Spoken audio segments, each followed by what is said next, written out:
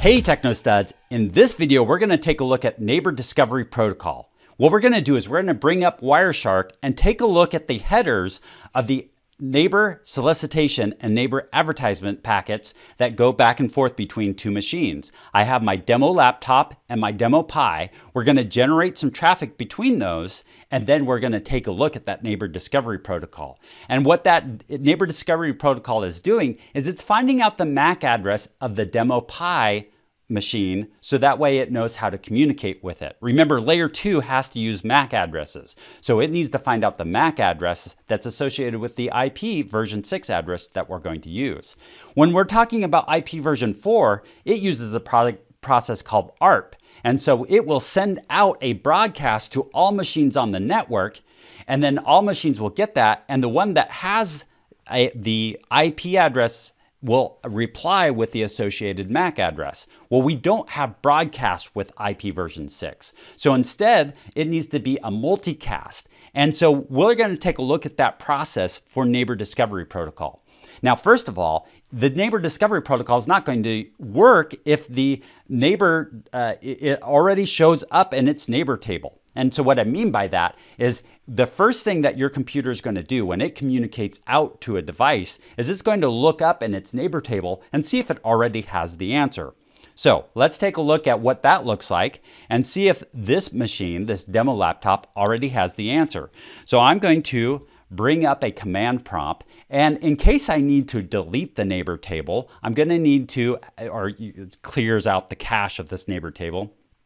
What I'm going to need to do is make sure I'm in a elevated permissions to do that. So I'm going to right click on this and say run as administrator so I can get in here with elevated permission. And what command I'm going to use for this is netsh interface IPv6, and we just want to show neighbors.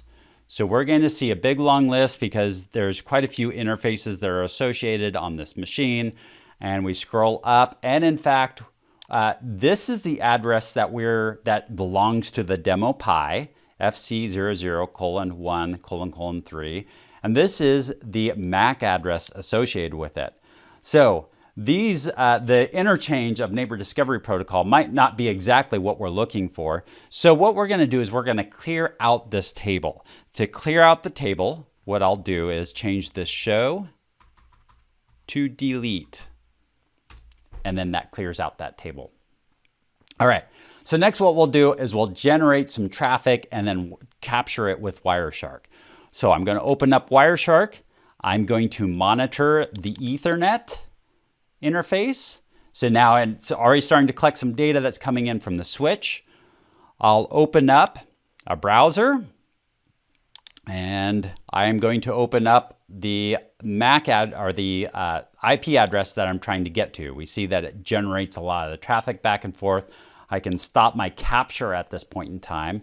Now, for these two devices to communicate, we see that we have some TCP and HTTP, but for that all to happen, it needs to happen across MAC addresses. So how does it get that MAC address?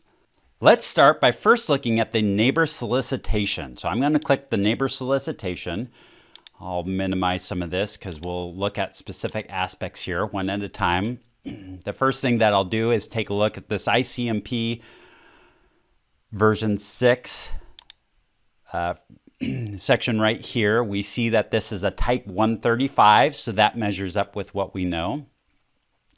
Let's take a look at the source layer 3 and layer 2. So if I look at the source layer 3, the source layer 3 is FC00:1:14. That's the static IP that's associated with the demo laptop. That makes sense. It's coming from that demo laptop. It knows its own IP address, so that makes sense there. We look at the layer 2 IP address, and once again, it's coming from the layer 2 address of the demo laptop, so that makes sense as well. No surprises there. It knows its own MAC address, so why would it not put it in there? So that all makes sense.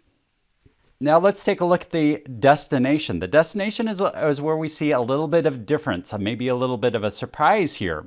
And that is that it's using this FF02::1:FF. Well, anytime we see that, that's the beginning of that solicited node multicast address, and 00:3.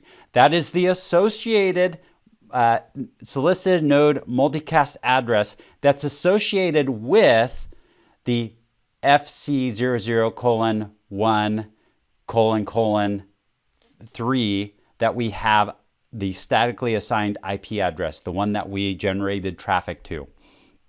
So what essentially has happened is that machine figured out what the solicited node multicast address is, and then told the switch, I want to be part of this multicast group. And then this machine, the demo laptop, said, I'm trying to find out the MAC address of this IP address. So I'm going to send a multicast out to the switch to find out what the MAC address is. And the switch knows, okay, I'm going to forward this on to the Pi, so now the Pi receives this. It's a multicast group of just one device.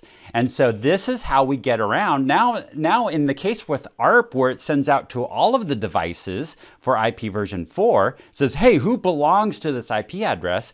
Now we've got a mechanism with this neighbor discovery protocol to find the MAC address of a single machine and go just send traffic to that single machine. And then we see, we take a look at the layer 2 address, and this is the 3333FF. So once again, that's the MAC address that's associated with this solicited node multicast address. So, and then it's 000003. So that is just the layer 2 MAC address, multicast MAC address that's associated with the layer 3 multicast address. All right, so that is where we find the solicited node multicast address. So this is just sending out who belongs to this. And then what we can do is let's take a look at what the response is. So we click on the neighbor advertisement, and here again, I'm going to start by closing all these sections up. Let's just take a look at the ICMP. The ICMP is 136, so that's pretty straightforward, and it gives the MAC address of the Pi. So there's the answer. That's replying with the answer. But we really also see with the answer when it comes to the layer 3 and layer 2. So here in the layer 3, the source address is of the Pi, the statically assigned address that we assigned to the Pi, and the destination address is the statically assigned address of the demo laptop. And the same thing if we look at the layer 2, it's the MAC address of the laptop and the MAC address of the demo Pi. And so all of those make sense because it's just sending a unicast back at this point in time. It sends a multicast out. The neighbor solicitation is a multicast, and it's a multicast with just one member in it. And then what it's getting back is a unicast back for an answer.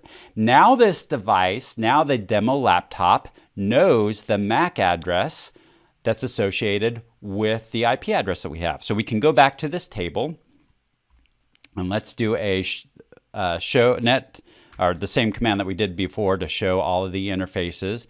And we see the FC00:1:3, and it now has the MAC address that's associated with it. So now that sets the stage. It has the layer 2 address. Now it can go, if we go back here, now it can start requesting to get the rest of the information and send the web page request out to this device again. There you have it. We've successfully made the connection now, and a critical part of all of this was that neighbor discovery protocol with neighbor solicitation and neighbor advertisements. I hope these videos are really helping you out. If it is, could you hit that like button?